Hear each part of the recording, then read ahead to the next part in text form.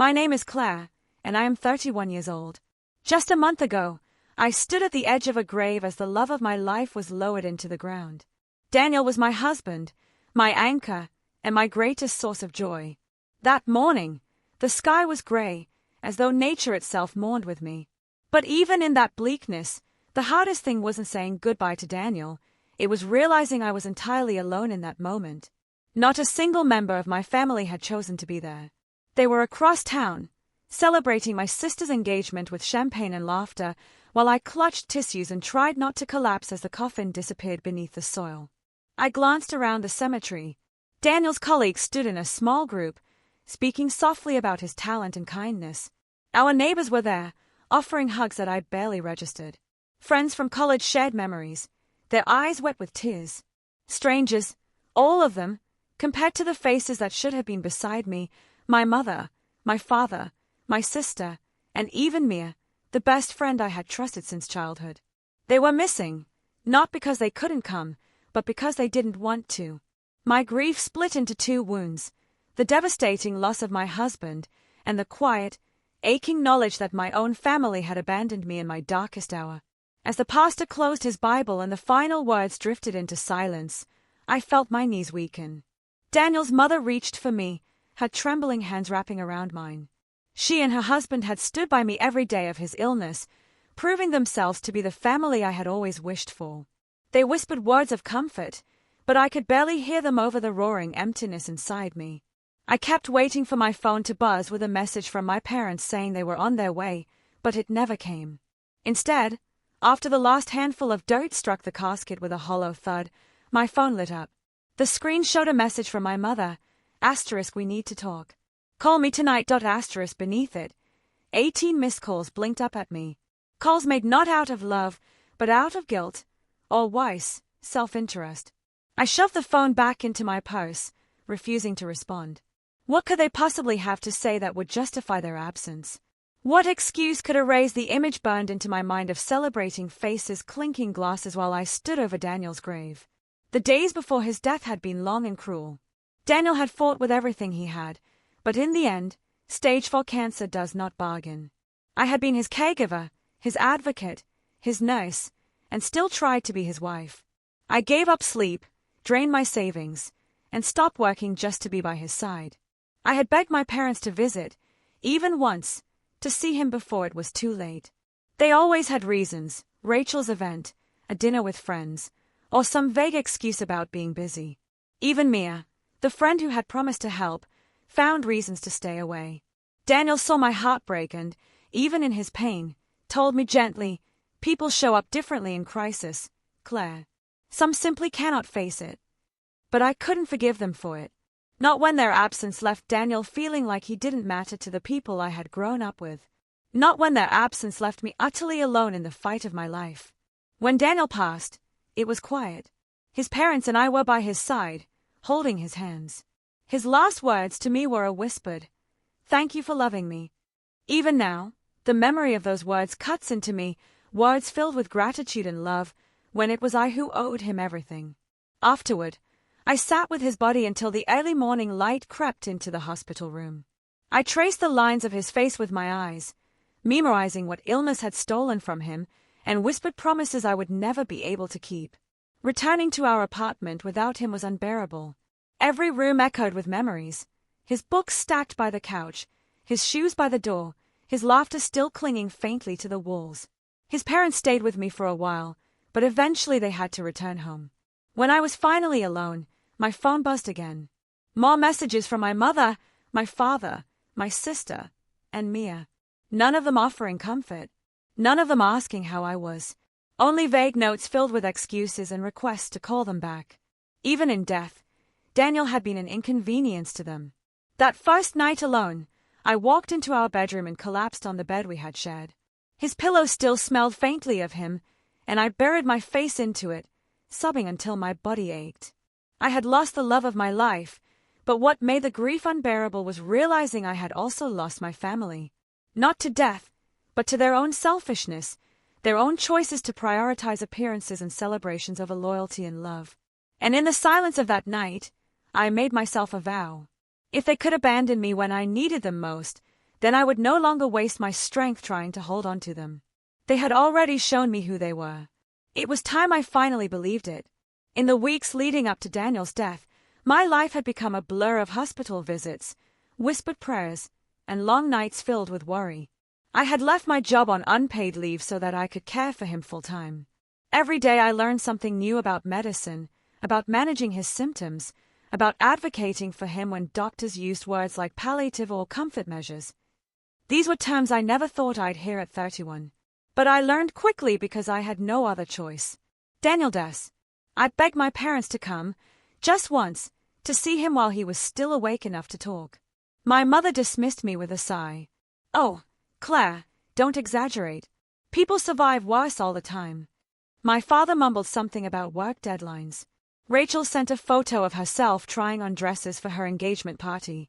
And Mia, the friend who once swore we'd be each other's maids of honor, told me she was too stressed to handle hospital visits. I stopped asking after a while. Every refusal carved another W. It wasn't like Daniel didn't notice. He was kind, but he wasn't blind. He asked me once, late at night, "Why don't they come, Claire? Why don't they want to see us?" I swallowed back my tears and told him it didn't matter, that we had each other. But the truth was, it mattered more than anything. Their absence wasn't just cruelty toward me, it was a rejection of him, and that I could never forgive. Meanwhile, his parents became my lifeline. His mother sat with me in waiting rooms, holding my hand through endless rounds of scans and treatments. His father made home-cooked meals and dropped them off so I wouldn't forget to eat. They rearranged their lives for us without hesitation. They didn't ask for anything in return, only to share in Daniel's last months with dignity and love. And in their generosity, I found what family was supposed to mean. I often wondered how my own parents could look at the SAR. When the doctors told us there were no more treatment options left, Daniel didn't rage or cry. He just squeezed my hand and whispered, "Promise me you'll keep living." At first, I thought he meant surviving. But over time, I came to understand he meant more. He wanted me to find joy again, even after him. I nodded and promised, even though in my heart I couldn't imagine a life worth living without him. As his health declined, the divide between my two worlds grew even sharper. On one side, the Wilsons, his parents, his friends, his co-workers, showed up with casseroles, prayers, and endless patience. On the other side, my own blood family, busy with Rachel's wedding planning and business dinners, sent the occasional half-hearted text message. It felt surreal to receive a message like, "Don't forget to RSVP to Rachel's party," in the same hour that a doctor warned me Daniel had weeks left to live. The night before he died, I sat by his hospice bed, watching the shallow rise and fall of his chest. The nurse adjusted the morphine drip, telling me gently that the time was near. I called my parents again, begging them to come. My mother sighed. "Claire, you can't expect us to cancel plans at the last minute. Rachel's big day is tomorrow." I dropped the phone in disbelief. The man who had loved me more deeply than anyone ever had was hours from death, and all my family could think about was an engagement. When Daniel finally slipped away, it was peaceful. His parents and I held him as he took his last breath. His lips curved into the faintest smile, and then he was gone. I pressed my face to his chest, trying to memorize the feel of him even as warmth faded from his skin. His last words replayed in my head over and over, "Thank you for loving me." Even as he left, he was giving me comfort. He had always been that way, selfless, gentle, more concerned for others than for himself. The days that followed were a blur of funeral arrangements and paperwork. Daniel and I had talked about his wishes once, briefly, when he was still strong enough. He wanted a simple service, nothing extravagant. I tried to honor that, though every decision, what flowers, which casket, what music, felt impossible. I leaned heavily on his parents, who guided me with the kind of compassion I had never experienced from my own. Together we planned a service that reflected him, modest, honest, and full of love. But the hardest part wasn't choosing flowers or signing forms. It was checking my phone each morning and realizing there was still nothing from my family. No calls offering help, no texts saying they'd changed their minds. Instead, I scrolled through social media and saw photos of Rachel laughing with her fiancé, toasting with champagne, her hand proudly flashing the new diamond ring. Her captions read, **, the happiest week of my life. **. For me, it was the exact opposite. By the time the funeral day arrived, I no longer expected them. I sat in the front row with Daniel's parents, staring at the empty seats I had reserved for my family.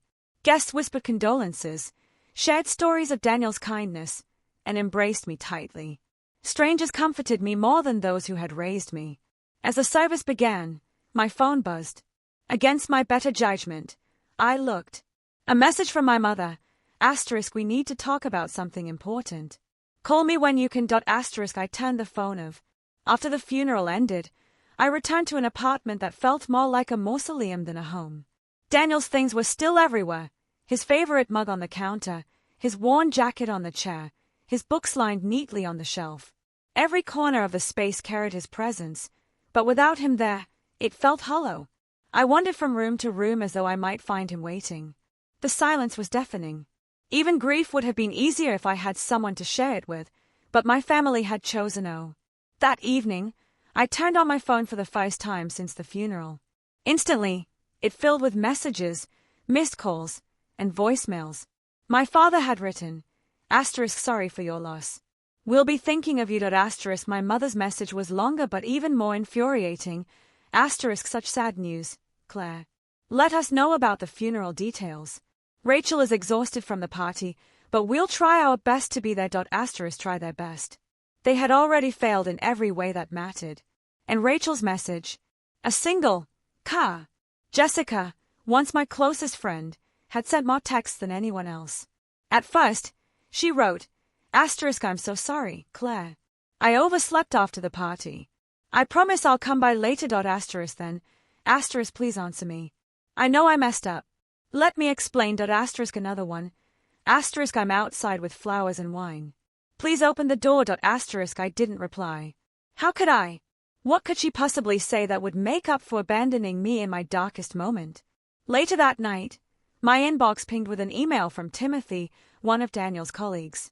The subject line read, *, you should see this. *, inside was a short video recorded on his phone from the terrace of a hotel where Rachel's celebration had taken place.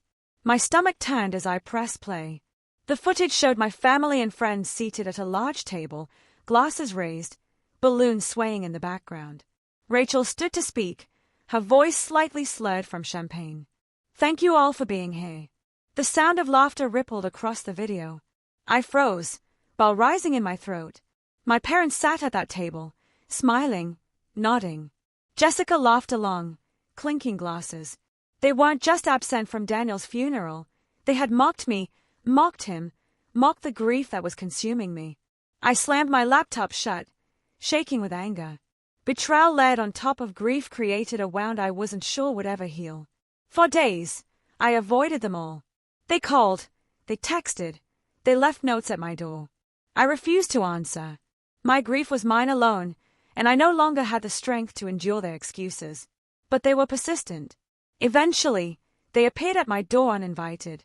My parents, Rachel, and Jessica, standing on my porch like they had any right to be there. My father carried a briefcase. My mother wore the tight, polite smile she reserved for situations where appearances mattered more than truth. Rachel looked Finally, my mother said as I opened the door, "We've been worried about you." Her words were hollow, her eyes darting past me into the house. My father added, "We just need to discuss some family paperwork. It won't take long." The audacity left me momentarily speechless. My husband had been dead for barely 48 hours, and they were at my doorstep, not to comfort me, but to push documents into my hands. I had already shown the papers to a friend's husband, an attorney, who confirmed my suspicions. They were trying to alter the family trust, cutting me out entirely and redirecting everything to Rachel. And they wanted me to sign it while I was drowning in grief. "You'll have to leave," I told them. My voice was quiet but firm. "I know what you're trying to do. I won't sign anything. Not today. Not ever." Rachel rolled her eyes and muttered, "This is ridiculous. Just sign. It's not like you need the money. You've got Daniel's life insurance." Her cruelty stunned even our parents into silence. I pointed to the door. "Get out. All of you. You made your choice when you didn't show up for me. You made your choice when you laughed at my pain. Whatever family we had left is gone." Jessica tried to protest, tears streaming down her face. "Claire, please. You know I didn't mean any of it." Rachel was pressuring me. "I just went along." "You laughed," I snapped. "You raised your glass while they mocked me. That isn't friendship, Jessica. That's betrayal." My mother's expression hardened. "You'll regret this, Claire. When the grief passes, you'll need us. You always will." I met her eyes without flinching. "No, I won't. Not anymore." For the first time in my life, I used her first name instead of Mom. The look on her face told me she understood the finality of it. Whatever bond we had was severed in that moment. When the door closed behind them, I collapsed against it, sobbing. It wasn't just the loss of Daniel anymore. It was the loss of the illusion I had clung to all my life, that deep down, my family cared for me, that maybe one day they would see me, value me, love me. Now I knew the truth. They never would. And with that knowledge came a strange, painful sense of freedom. I no longer owed them anything. Not my loyalty, not my silence, not my forgiveness. The days following that confrontation with my family were some of the darkest of my life. Grief pressed on me like a weight I could not lift, crushing me into silence. The apartment was a constant reminder of what I had lost, and even simple things, like opening the refrigerator and seeing Daniel's favorite brand of yogurt, could unravel me into sobs. For a while, I thought the loneliness might swallow me whole. But in that darkness, something inside me began to shift. I realized I had already survived tea. Therapy became my lifeline. I found a counselor who specialized in grief and family trauma. She told me what I was experiencing had a name: complex grief. Losing Daniel was devastating enough, but being abandoned by my family at the same time had multiplied the pain. "You're grieving two losses," she explained gently. "The death of your husband and the betrayal of those who should have been your safety net." Her words gave shape to something I hadn't been able to describe. I wasn't weak for struggling. She also taught me something I never expected to hear, that boundaries are an act of love toward myself. For years, I had believed I owed my family forgiveness, patience, and endless chances. But in reality, what I owed myself was protection. Protection from their cruelty, from their manipulation, from the endless cycle of being dismissed and overlooked. Setting boundaries didn't make me cold or heartless, it made me strong. I also joined a widow's support group. Walking into that room for the first time was terrifying. It felt like admitting out loud that Daniel was truly gone. But as I listened to other women share their stories about losing husbands to sudden heart attacks, car accidents, and long illnesses, I felt less alone. Grief had made me feel like an alien in my own life, but in that room, surrounded by others who understood, I finally felt seen. We laughed together, cried together, and carried one another's burden. One woman in particular, Sarah, became a friend. She had lost her husband 2 years earlier and spoke with a blunt honesty that cut through the haze of pity I was drowning in. "The first few months, I lived in his bathrobe and ate cereal for dinner," she confessed once over coffee. "Then one day, I realized he'd be furious if he saw me giving up like that. So I started doing one small grown-up thing every day. Showering, paying one bill, cooking a real meal. Eventually, the small things added up." Slowly, I adopted her approach. Some days, my grown-up thing was simply brushing my hair. Other days, I managed to run errands or cook dinner. I started working part-time again, grateful for a boss who understood my situation. The world still felt foreign without Daniel, but I was learning to walk through it step by step. Meanwhile, my family's attempts to reach me didn't stop. My mother sent emails, always framed as concern but dripping with manipulation. "We want to heal the rift, Claire. We're still your family. Don't shut us out." My father left voicemails about forgiveness and moving on. Rachel sent a single text: "You're being dramatic. Call Mom and Dad and apologize." I deleted every message. Jessica was the only one who seemed genuinely remorseful. She wrote long letters about how much she regretted her choices. But I didn't reply. Forgiveness might have been possible in some distant future, but reconciliation was not. Not with the memory of that video burned into my mind. Not with the knowledge that they had mocked Daniel as he lay dying. My therapist reminded me that forgiveness and reconciliation are not the same. Forgiveness is letting go of the burden of anger. Reconciliation requires trust. And trust, once shattered, may never be rebuilt. 4 months after Daniel's death, I made the painful decision to sell our apartment. Every corner was haunted. The bed where I had held him during sleepless nights. The couch where we had planned our future. Even the kitchen table where we once dreamed of children we'd never have. Moving felt like betraying him, but staying felt like suffocating. With the help of Daniel's parents, I packed up our life into boxes. Each item brought fresh waves of grief. The sweater he'd loved, the birthday cards with X. It was while packing that I found the letter. A sealed envelope in his nightstand drawer, my name written in his familiar handwriting. My hands shook as I opened it. Inside, 3 pages filled with his words. "My dearest Claire," it began. "If you're reading this, I'm gone. Please know that loving you has been the greatest joy of my life." He wrote about our happiest moments, about his pride in me, and about his hopes for my future. "You are stronger than you know," he wrote. "And now I want you to us." I clutched that letter to my chest, tears soaking the paper. It was like hearing his voice again, reminding me of everything he had taught me about love, resilience, and self-worth. That letter became my talisman. I carried it to therapy, to support group meetings, even kept it on my nightstand for the nights when grief was too much. It reminded me that Daniel believed in me, even when I didn't believe in myself. By 6 months, I began volunteering at the hospital where Daniel had received treatment. Twice a week, I sat with patients during chemotherapy. Sometimes I talked with them, sometimes I simply held their hand while they slept. At first, the beeping machines and antiseptic smell were overwhelming, dragging me back into memories I wanted to escape. But gradually, being there became healing.